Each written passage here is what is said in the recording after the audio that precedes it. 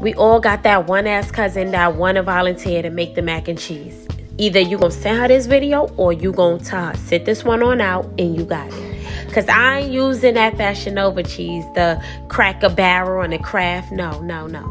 I like to use Italian cheeses, the Italian designer brands, okay? That expensive shit.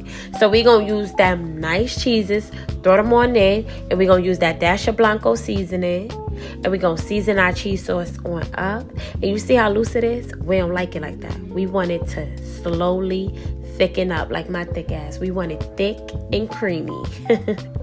So I'm going to lather up my cast iron pan. Now, I love a cast iron pan whenever I'm making my mac and cheese. If you don't have one, use your regular pan. Just top it off. Make it look real pretty. So when you throw that bitch in the oven and it come out, it look like this.